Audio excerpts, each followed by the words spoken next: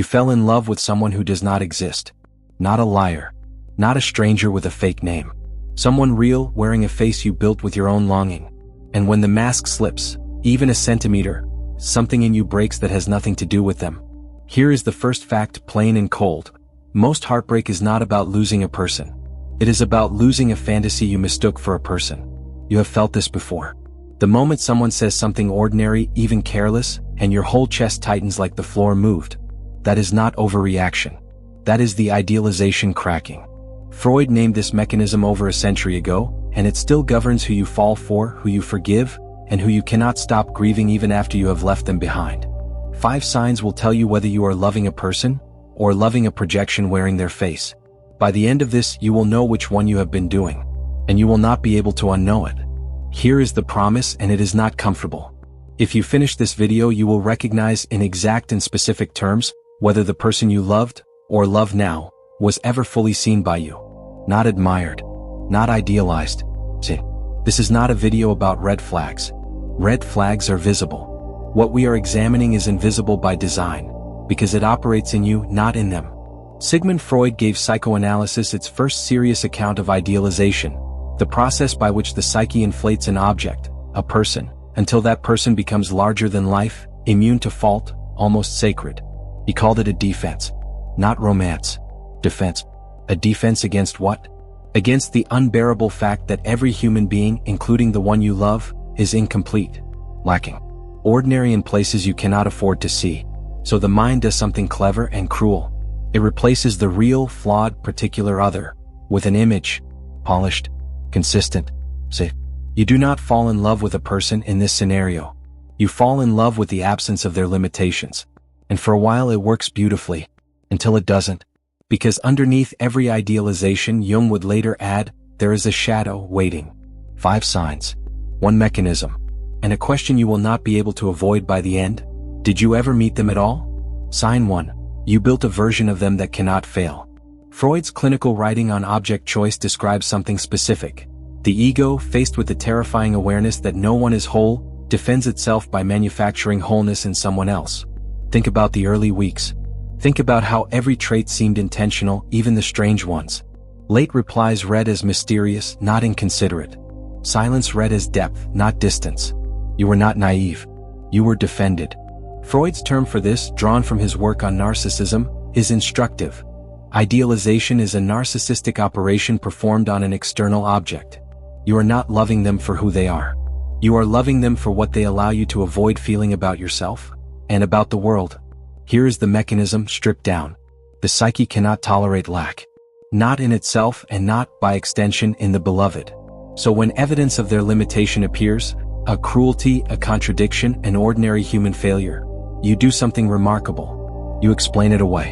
You reframe it. You protect the image, not the person. Ask yourself something uncomfortable now. When they hurt you, did you first ask what was wrong with them? Or did you first ask what you did to cause it? If the second, you were protecting an idealization. Because a real person can disappoint you and remain real. An idealized image cannot disappoint you without collapsing. So your psyche will absorb the damage itself before it lets the image break. This is why so many people stay in relationships that clearly harm them. It is not weakness. It is architecture. The idealized image was built to be load-bearing for your own sense of safety. Its collapse does not feel like losing a partner. It feels like losing the ground. Freud treated patients who could describe, in devastating clarity, every flaw in a partner, and still could not leave. Because leaving was never about the partner's behavior. It was about dismantling a structure holding up their entire capacity to feel secure, worthy, chosen. There is a distinction from Freud worth sitting with here. Mourning versus melancholia. In mourning, the lost object is grieved and eventually released. In melancholia, the ego cannot let go, because the object was never fully separate from the self to begin with. Idealization does the same fusing work before any loss even occurs. It binds your sense of self to an image of another person so tightly that questioning the image feels like questioning your own existence. So here is your first sign, plain. If criticizing them, even privately, in your own mind, produces something close to panic, you are not protecting a relationship. You are protecting a defense. And defenses, by definition, exist to keep something out. The question is, what have you been keeping out? That answer opens the next mechanism, and it is older than the relationship itself. There is one more layer here, and it is the one that makes this defense so hard to catch in real time. Freud noticed that patients rarely idealize randomly. They idealize in a very specific direction, toward whatever quality they feel most lacking in themselves. If you have always felt scattered, you will likely idealize their calm. If you have always felt invisible, you will likely idealize their attention. If you have always doubted your own worth, you will likely idealize their certainty about you. This is not coincidence. It is compensation. The image you build is not simply perfect in the abstract.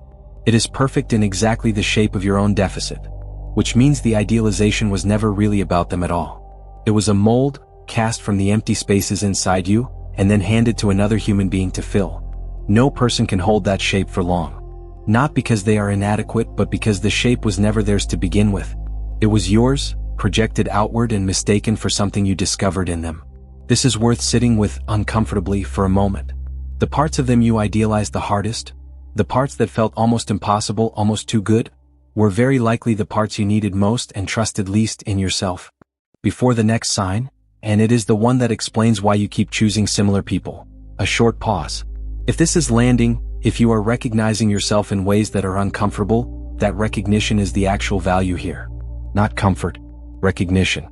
Subscribe if you want the rest of this framework and the ones that follow it, because understanding your own defenses is the only real leverage you have against repeating them. One more thing quickly. Write in the comments one sentence, the moment you first saw a crack in someone's idealized image. You do not have to share it publicly if you would rather not. Write it for yourself. Naming the moment weakens its grip. Now, back to the mechanism. Because sign 2 is not about who you idealize. It is about who you were always going to idealize, before you ever met them. Sign 2, the idealization has a familiar shape. Freud's concept of the repetition compulsion offers something almost embarrassing in its precision. We do not choose partners freely. We choose partners who reproduce in disguised form an earlier relationship, usually one from childhood, that remains emotionally unresolved. Here is what that means practically. The specific qualities you idealize in someone, their coolness, their warmth, their unavailability, their intensity, are rarely random. They rhyme with a pattern your psyche encountered early and never finished processing. Freud called the earlier attachment the prototype. Every later love, he argued, is a refinding of an object, a repetition of a search that began long before you had language for it. This explains something that confuses most people about idealization. Why the same type keeps appearing across different people, different cities, different decades of your life. It is not coincidence and it is not taste. It is repetition dressed as chemistry. Consider what Freud observed clinically. Patients who complained bitterly about a parent's emotional unavailability, and then without any apparent connection in their own mind, fell deeply for partners who were emotionally unavailable. Not similar. Identical in function. The idealization here does double duty. It is not only a defense against the partner's flaws as in sign 1. It is a defense against the original wound. Because if this version, the idealized one, can finally love you correctly, then the original deprivation gets retroactively repaired. This is the trap, and it is elegant in its cruelty. You are not simply idealizing a person. You are attempting, through them, to rewrite a history that has nothing to do with them at all. Ask yourself this. Does the person you idealize remind you, in some quality you can name, of someone from early in your life? A parent, a caregiver, someone whose approval or affection felt conditional or hard to reach? If yes, the idealization is not really about them. It is a rescue mission aimed backward in time, using a person in the present as the vehicle. And rescue missions aimed backward in time fail. Every time. Because the person standing in front of you cannot repair a wound they did not create, no matter how perfectly they play the role your unconscious assigned them. This is why the fall, when it comes, feels historical, ancient, larger than the relationship itself. Because it is. You are not only losing them. You are losing, again, the thing you were trying to fix through them. Which brings us somewhere Freud never fully mapped. But Jung did. Before we go there, sit with one more detail because it changes how you read your entire romantic history. Repetition compulsion does not only choose people who resemble the original wound directly. Sometimes it chooses the exact opposite. Someone who seems, on the surface, nothing like the unresolved figure from your past. Freud noted that the unconscious often disguises its search. A parent who was cold might produce, later, an intense pull toward partners who are warm to the point of overwhelming, because the deprivation was so severe that only its extreme opposite feels like safety. Either direction, same mechanism. The idealization is calibrated against an old absence, not against the actual person standing in front of you now. This is why advice like, just pick someone different next time, so often fails. Different on the surface can still be identical underneath, aimed at the exact same unresolved need. Here is a way to test it honestly without anyone else in the room. Picture the very first moment you felt pulled toward this person. Not attracted necessarily. Pulled. What need did that pull seem to answer?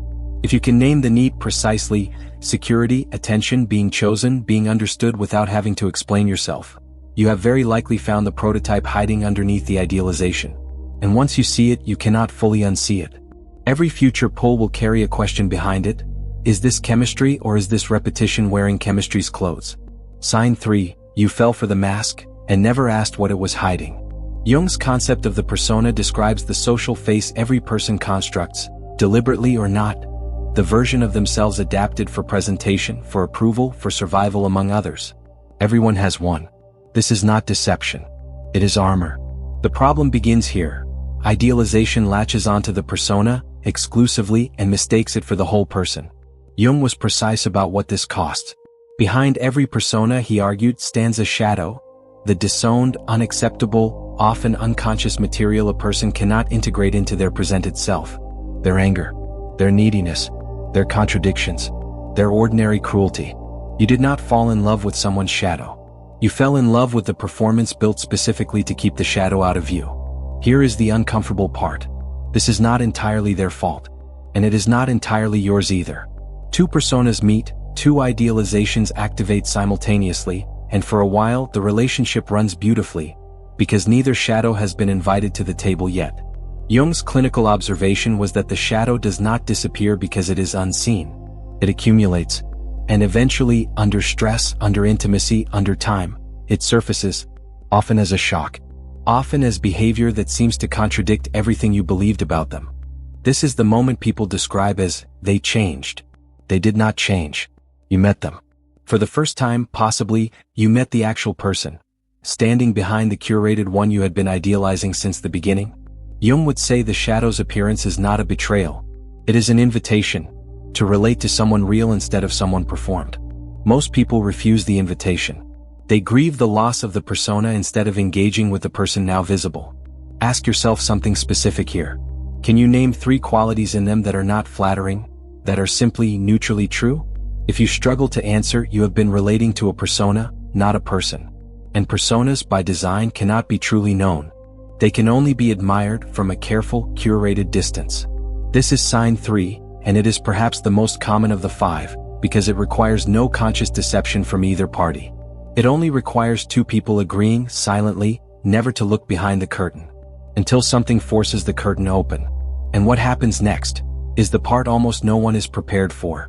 Consider how this actually looks in practice inside an ordinary relationship. Someone presents as endlessly patient for the first 8 months. Then, under real pressure, financial stress, a family crisis, exhaustion, a flash of impatience appears that seems to come from nowhere. It did not come from nowhere. It came from the shadow, which had been there the entire time, simply excluded from the persona you were shown, and which you, in turn, idealized as the whole truth. Jung's insight here cuts both directions, and this is the part people conveniently forget. You also have a persona. You also have a shadow. Which means the idealization was never a one-way transaction. While you were admiring their curated self, they were very likely admiring yours. 2 performances, mistaken for 2 people, meeting in a space neither shadow had been permitted to enter. This is not cynicism about love. It is precision about how unprepared most people are for what intimacy actually requires. Not the maintenance of 2 flattering images, but the slow, often uncomfortable process of letting each other's shadow become visible, without either person fleeing the room. Ask yourself, honestly, whether you have ever shown someone your shadow on purpose. Not the polished version of your flaws you offer as evidence of humility. The actual, unflattering, sometimes petty material underneath. If the answer is no, you were never only idealizing them. You were also protecting your own persona from ever being tested. Sign 4, you avoided the actual encounter on purpose, without knowing you were doing it. Return to Freud here, to something subtler than idealization itself, the resistance that protects it. Freud identified resistance as the psyche's active refusal to know something it already, on some level, knows. Not ignorance. Refusal. Applied to idealization, this means something specific. At some point, you almost certainly received evidence, clear, undeniable evidence, that the person you loved was not who you had constructed them to be. And you did not process that evidence. You resisted it. Think about this honestly. A friend raised a concern. A pattern repeated 3 times, then 4. Something felt off in your body before your mind caught up. What did you do with that signal? Most people at this juncture do not confront the discrepancy. They manage it. They generate an explanation elaborate enough to preserve the idealization intact. This is not stupidity. Freud would call it the labor of resistance, active, effortful, unconscious work performed specifically to avoid an encounter with the real. Here is why this matters so much. The real other person, not the mask, not the repeated pattern from childhood, not the persona, is always, necessarily, disappointing in some way. Because reality disappoints. That is what makes it reality rather than fantasy. An authentic relationship requires tolerating that disappointment without collapsing the whole structure. Idealization cannot tolerate it. So idealization enlists resistance as its bodyguard. Every time reality knocked, resistance answered the door and turned it away. This is why, when the idealization eventually does collapse, often triggered by something almost trivial, a small lie, an offhand comment, a moment of unmistakable indifference, it feels sudden even though the evidence had been accumulating for months, sometimes years. It was never sudden. It was resisted, then finally overwhelming. Ask yourself the hardest question in this video so far. Was there a moment, you can probably locate it exactly, when you knew and chose not to know? If you can locate that moment, you have found the exact point where idealization stopped being innocent and became a decision. An unconscious one, but a decision nonetheless. This is sign 4, and it is the hinge. Because everything before was defense. What comes next is what happens when the defense finally fails. Let's make this concrete, because resistance is easiest to see in hindsight and almost invisible while it is happening. Someone cancels plans for the 3rd time with an explanation that does not quite add up. In the moment, a small, cold thought arrives. Something is wrong here. And then, almost instantly, a second thought arrives to manage the first one. They're just busy. I am being paranoid. I'm asking for too much. That second thought is not reassurance. Freud would call it a compromise formation. A solution that lets you register the disturbing signal just enough to feel like you noticed it, while doing none of the work that noticing it should require. This happens quietly, dozens of times, long before any dramatic confrontation. Each instance trains you further to distrust your own perception in favor of protecting the idealized image. Over time, this produces something specific and measurable. A growing gap between what you say you believe about the relationship and what your body already knows. People in this position often report feeling tired in a way sleep does not fix, anxious without an obvious cause, or strangely relieved during the person's absence. All symptoms of a mind working overtime to hold a resistance in place. Here is the test that makes this sign undeniable. Think of the exact word or phrase you used at the time to explain away the discrepancy. Was it some version of "it's not that deep," or "I'm probably overreacting," or "they didn't mean it that way"? If you can recall the phrase exactly, you have found the resistance in its own words. That phrase was never really about them. It was the sound of your own idealization defending itself. Sign 5, and the one that explains the pain no one warns you about. When idealization collapses, and it always eventually collapses, either through sudden revelation or through the slow erosion of resistance described a moment ago, something happens that most people misdiagnose entirely. They think they are grieving the person. Jung's framework suggests something far more disturbing. What collapses, along with the idealized image, is a structure that was doing psychological work for you the entire time. Work having nothing to do with them. Remember sign 1. The idealized image was load-bearing. It held up your sense of safety, your sense of being lovable, your sense that the world contained at least one uncomplicated good thing. When it falls, that entire architecture falls with it. This is why the pain of discovering someone was not who you believe them to be so often exceeds, by a wide margin, the actual size of their wrongdoing. A lie about where they were on a Tuesday should not, logically, produce grief this large. It is not about the lie. It is about what the lie exposes. Jung would frame it this way: the fall of the persona does not just reveal the shadow of the other person. It reveals the emptiness in yourself that the idealization had been covering, the absence of recognition you never actually received, because you were never relating to someone capable of truly seeing you either. Two performances, facing each other, mistaken for intimacy. This is the vacuum beneath every idealized love. Not villainy. Absence. The absence of the real encounter that never happened, because both parties were too busy maintaining an image to risk being truly known, or truly knowing. Here is the most definitive and most uncomfortable formulation of this entire framework. You do not mourn the loss of a person who idealized you back. You mourn the discovery that you were never fully seen by them, or more precisely by yourself through them. That is why it hurts this much. Not betrayal. Recognition. The recognition that arrived exactly at the moment recognition became impossible to receive from the source you had assigned it to. This is the fifth sign, and it closes the loop opened at the very beginning. The idealization does not just distort who you love. It exposes, the instant it breaks, precisely how much you needed to be seen, and precisely how little of that seeing ever actually occurred. This is why the aftermath of a collapsed idealization looks so different from ordinary grief. Ordinary grief has a shape. It moves, however slowly, toward acceptance. This collapse often does something else instead. It loops. The same memories, replayed obsessively, searching for the exact instant the mask first slipped, as if finding that instant could somehow undo the damage. Jung would say this loop is not really about the other person anymore. It is the psyche circling the site of its own exposed wound, trying to re-idealize, trying to rebuild the load-bearing wall that just came down. Some people succeed at rebuilding it, briefly, with the same partner. This produces the familiar, painful cycle of returning to someone after swearing it was over. Not because the person changed, but because the idealization found a way to patch itself back together, temporarily, against overwhelming evidence. Others rebuild it faster, with someone new, which looks like moving on but is often only relocation. The identical unresolved need, the identical unconscious search, wearing a different face. Neither response resolves anything because neither addresses the actual site of the wound. The absence of real recognition which existed before this relationship and will persist after it, unless it is faced directly rather than patched over with the next available idealization. Here, plainly, is what the fifth sign ultimately reveals. The devastation was never proportional to what this one person did or did not do. It was proportional to how much of your own sense of being real, being worthy, being seen, had been quietly outsourced to them in the first place. Here, then, is the unifying image. Idealization is a mask worn by two people simultaneously, each admiring the other's mask, neither aware the masks are all that's touching. Real intimacy requires something far riskier, removing the mask first and staying even when what's underneath disappoints. You have two choices now, and they are genuinely binary. You can keep choosing the mask. Keep falling for personas, repeating old wounds, resisting the evidence, protecting images instead of people. It is safer. It is also permanently lonely, because you can never be truly known while hiding behind or loving through a curated image, where you can risk the real encounter. Tolerate disappointment without collapse. Let someone's shadow appear without fleeing. Ask to be seen and offer to see instead of admired and admiring. This is not a comfortable choice.